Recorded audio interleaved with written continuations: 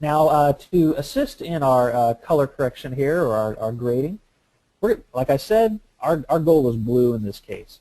Now, this orange building, aesthetically, it looks pretty nice, but I'm going to show you another tool that can help to actually take that color completely out if you really want a blue scape.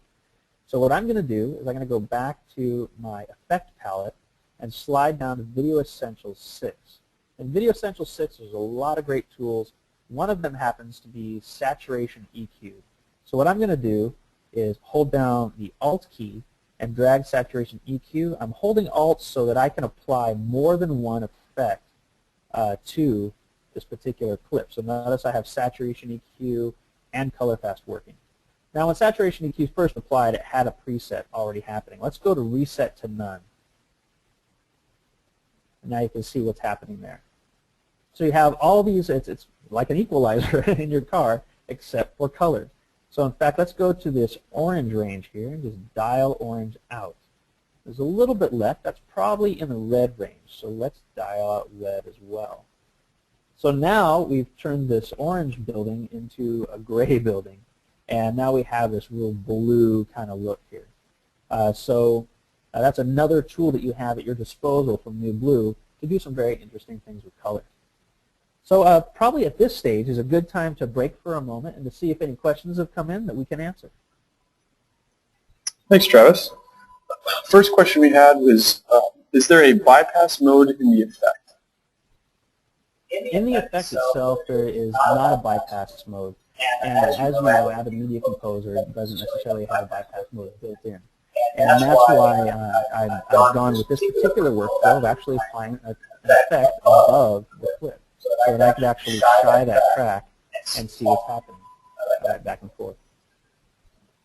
Another question was, do the luminance ranges happen after primary corrections? Do changes to exposure and brightness affect the luminance range? One more time. Yep, no problem. So do the luminance ranges happen after primary corrections? Yes, definitely. So let's go look at ColorFast again. It's a cascading logic. So primary correction happens first. The idea there is that this is your overall image, your overall contrast, or your overall white balance. And then after that, the secondary corrections pick up where the primary left off. And so your primary corrections do operate on top of your secondary corrections operate on top of what your primary corrections were. Thanks. Next question we had is, we have a couple people using different NLEs. Is this compatible, ColorFast, compatible with other NLEs besides just Avid? Yeah, that's true. Actually, New Blue offers plugins for every major NLE out there. So we have Avid Media Composer, of course, which is very fun to work in, as well as Adobe with After Effects and Premiere Pro, Apple Final Cut 7 and 10. Sony Vegas Pro. We also have Grass Valley edits. I mean, our hosts are pretty much anything you can think of. We're there. And lastly, the enable buttons for each Luma range are handy. Is there one for the entire effect too? So as you're looking here, we'll do the highlights right here. You have that enable disable. That's probably what the user's talking about. There isn't a total effect on off in the tool. That would be where you'd probably pick a workflow where you could shy or enable that effect. All right, and let's move on to the next section. Okay. Well, like I said, we were working with these buildings, looking up in the sky, telling a short little story here with 2 clips. So we're walking through these buildings, and now we come to this girl walking down the street. Now, this is a clip that is obviously not blue in its timbre or in its feel, and we want to get there. But at the same time, we don't want to turn her into an alien, a blue alien. We want to preserve, because as you guys know, our eyes are clearly most sensitive to skin tone, and we want to see things that are closer to the true than not. So we're going to go through that. The first thing we're going to do is do a couple primary corrections on this girl, on this woman. And then we're going to jump into what we would do with the skin preservation. So let me get to a frame that's a nice, clear frame. So she's raising her hand, and there. That's probably a good one right there. Let's see, a little forward. Perfect. So let's get into our effect palette, effect editor, and let's do some quick corrections. First off, we want to do a white pick on this thing. So don't see a lot of a bloomed out image like the top of this car is probably not the best. Maybe some gray concrete, but I actually see this badge on her jacket that would be a pretty nice white pick. So let me go grab that and apply. And already you've seen we've taken a little bit of that green cast off. In fact, if we open up our color picker, you can see there's a little bit of green cast that was worked there. So if I take the color pick correction all the way down to 0, just a bit of a green cast, and when I bring it up to 100, you'll see that it's warmed it up clearly. So that's a good thing right there. The next thing we want to do, you've seen these controls work. I'm going to work with my saturation a little bit. Maybe I want to dial back that saturation just a hair and maybe do a little exposure adjustment. Maybe we'll rise it up a bit, because one thing I do want is I want to maintain the details in this jacket. I don't want to become a black blob. But my brightness, I definitely want to extend and make this a much brighter image, something like this. And my film gamma, I do want to get a little crush on this, so I can go really far. Again, I'm losing some of that detail in that jacket, so let me back it off to something around 15 or so. So already you can see this is where our image was, and this is where our image is. It's a much truer color, a brighter tone, nice skin tone, and we want to preserve that skin tone. So the next thing we want to do is go into our secondary corrections. And we're going to start working with our highs and our mids. Now, this right here, you've seen that there's a pick of blue. I kind of set that up ahead of time just so we don't blow time on things that I've already shown you. But you can see what this blue pick is, because I want to push this image to blue really hard. So the first thing I'm going to do is I'm going to take my tint and slam it over. And you can already see there's this blue cast happening in the highlights, as well as my level. I want to slam that down to really dark. So we're really starting to see a darkened image. I'm going to go into my midtones and do the same. Now, right now the midtones are this brown color, so I'm going to push that tint just up to 100, and you can see there's that kind of brown cast. Well, if I just open up and pick a different color, let's say maybe this blue right there, now you see a lot of blue happening in the image. And let's see, what do we want to do here? Maybe saturation. We want to bring some saturation down a little bit. And what this does, by the way, is the saturation takes the original colors out. Notice when I crank that down, see how the original colors are kind of disappearing? But there's still a blue cast. That's because I've really pushed that blue cast. So that's a great trick. If you want to get more monochromatic with your result, you bring down the saturation, which is the original colors, bring those down, but you pump up your tint. So we'll do that a bit here. Just slam that down, and also bring the level down as well to make really saturated blues. So my goal out here in the street is to really have now you see we're losing her. We're losing her face, and this is not going to be a pleasing image if we stop here. So this is the point. Just one more shot with the lows. Let's bring that up a little bit. I've really lost that jacket, and I don't want to do that. So let me bring those up a bit, just so I can get that jacket detail back. All right, so now let's go into the masks, and we'll talk about what skin preservation does. So I'll open up this tool. There's a color pick that's already often a great preset already. There's a sensitivity control and a soften control. Remember how we inspected what our highlights were and what our midtones were? Really, ColorFast shows us exactly where this stuff is. Well, I also want to inspect what is that skin mask going to do for me. So I drop down Show Mask and pick Skin Mask. And it shows that it's picking her up right here.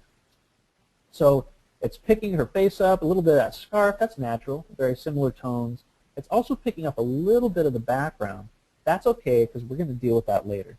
So the first, let's mess around with the sensitivity to really get kind of a nice face on there. Let's really crank that up to really get all of her face happening.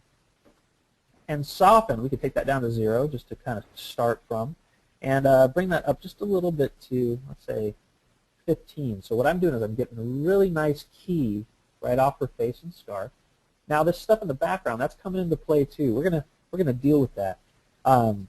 But the first thing we want to do is let's see what this is going to do for our image. So let me get back into Show Mask None, so we just see what our image is right now.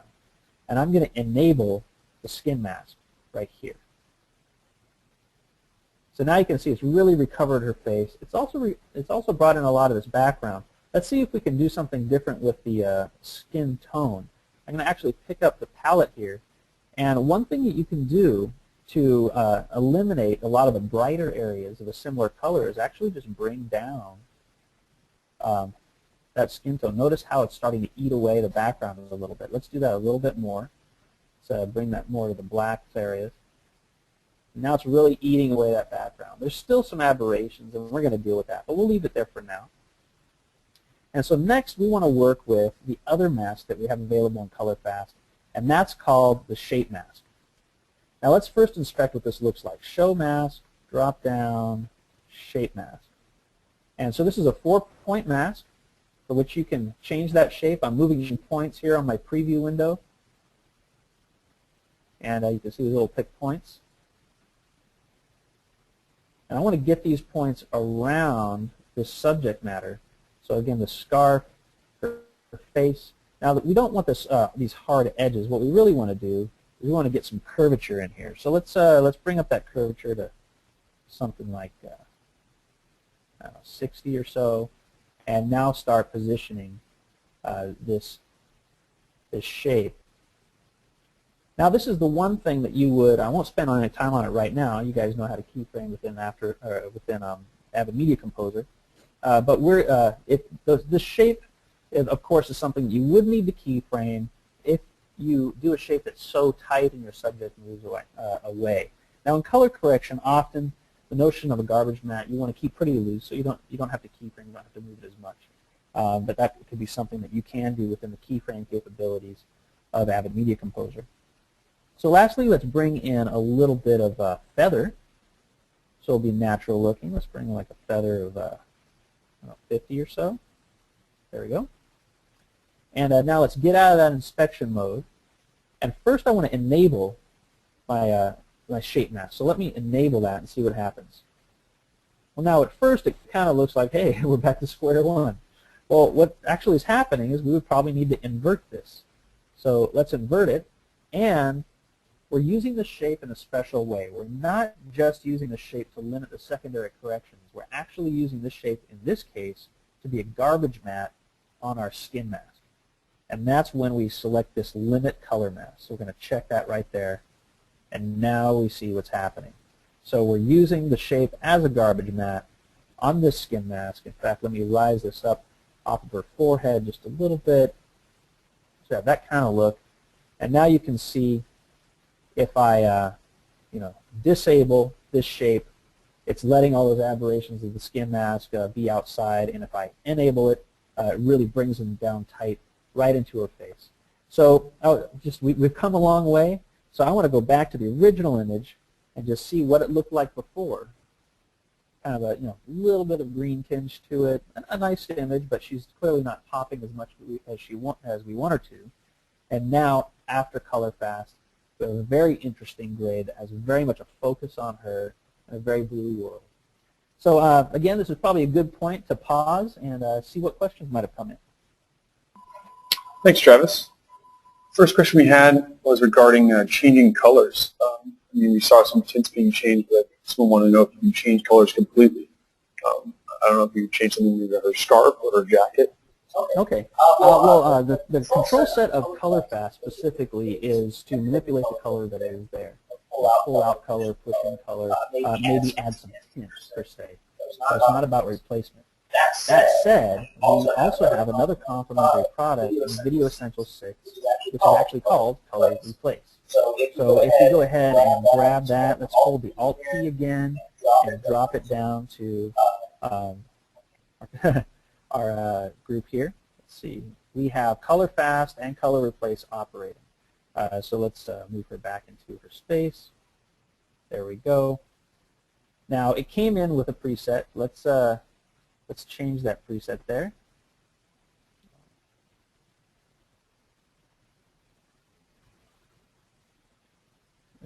go. And the color replace, we're going to change it to reset to none. And now let's kind of work on our scarf here. So the first thing I want to do is color pick that scarf, and just like that. And now let's say the color we want to change it to is, maybe much more of an orange kind of color. So we could do something like this, and let's start bringing in that range to see that replacement. We don't want to get into her face too much, so we back that off. And it's a little too intense, so let's reduce that mix. So there we go. So now we have a color replace. Do know that if you're going for a very drastic color difference, you want to make sure that your luminances and your chroma information is pretty tight. We could do something a little different. Let's say maybe into the blue cast or something of that nature, and that's where you'll want to start bringing in maybe some fade, something like that. It's kind of a green value, and so depending, sometimes it takes a little bit of manipulation, but we have that ability to change those colors with color replace. The next question we had was regarding the number of points on the mat. Is there a way to change the number of points on the 4-point shape mask you were using, or is there something else we could use to do that? ColorFast was designed, and kind of according to the name that it has, is to basically save you billable hours. And we made a lot of decisions about what is by far the most obvious to use in the majority of cases. And we went with a 4-point mask without getting into rotoscoping, really. I mean, if you go with many more points, you really start making very tight masks for very unique situations, and you kind of draw yourself into this whole keyframing world, spending a lot of time on that. And the idea of the masks in ColorFast are, again, to be broad, to be loose, and to really just stand pushing regions around. So the 4 points are what's inside ColorFast. The next question was regarding LUTs. Will this read LUTs LUTs? It won't import LUTs per se, but what it is bringing in exactly is just what's right off of your timeline. But if you're looking to import LUTs, that's not currently a feature that we have. And lastly, another question regarding something we covered a little bit before there was the main difference between primary and secondary color correction. Do I need to put on the secondary color correction? Okay, yeah, so ColorFast has both those two sections as we've been talking about. That doesn't mean you have to manipulate every slider within it. So I often actually use ColorFast simply as a primary correction. If it's set to reset to none, it's not touching your image at all. So that goes to follow that if you don't touch any element within the secondary correction, there's no corrections being made. So you can drag ColorFast on and use simply the secondary corrections, maybe to do a vignette or something of that nature with a shape mask, or you can drag it on and just use the primary corrections, and there's no harm done. So those are actually great workflows to use.